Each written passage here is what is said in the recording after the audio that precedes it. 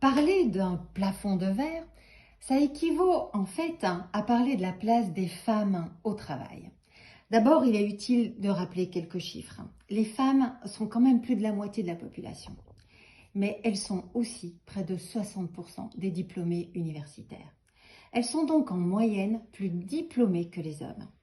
S'il y avait égalité réelle entre les femmes et les hommes, la logique méritocratique voudrait que les femmes aient au moins la moitié des postes à responsabilité et gagnent autant, même voire plus que les hommes. Mais la réalité, elle est toute différente du fait de la place des femmes dans la société et dans la famille. Le taux d'emploi des femmes et le nombre d'heures rémunérées qu'elles travaillent baissent drastiquement avec le nombre des enfants qu'elles ont.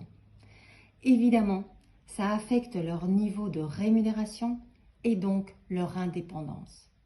Et quand les femmes travaillent autant que les hommes, on ne les retrouve pas nécessairement à la même place que les hommes. On parle de ségrégation horizontale et de ségrégation verticale.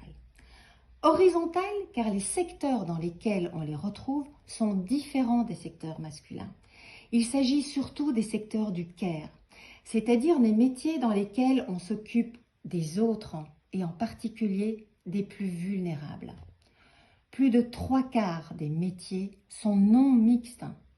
Et au sein d'une même entreprise ou même d'une même profession, les femmes occupent des fonctions différentes qui sont souvent ce qu'on appelle des fonctions de support, c'est-à-dire les ressources humaines, le juridique, la communication. Ces fonctions sont considérées comme des centres de coûts et en tant que telles, elles sont moins valorisées financièrement et moins efficaces pour la progression de carrière. Dans un même métier, on retrouvera aussi des spécialisations différentes pour les femmes et les spécialisations qui sont moins rémunérées. Par exemple, parmi les avocats, on les retrouve beaucoup plus nombreux sur les dossiers familiaux que sur les dossiers fiscaux. Résultat, les femmes dans les professions libérales gagnent 40% de moins que les hommes. Ça s'appelle les parois de verre.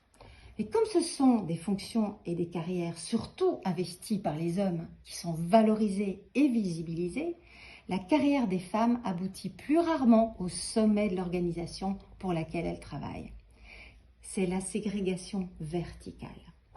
Le plafond de verre indique que les femmes sont moins nombreuses à occuper les postes à responsabilité, surtout quand ils sont liés à une forte reconnaissance sociale, visibilité évidemment, et une reconnaissance financière. Alors j'ai commencé par donner les chiffres, plus de 50% de la population, près de 60% des diplômés universitaires. Mais la réalité dans les grandes entreprises, c'est quoi? C'est 3% des femmes PDG en Belgique et c'est 14% dans les comités de direction.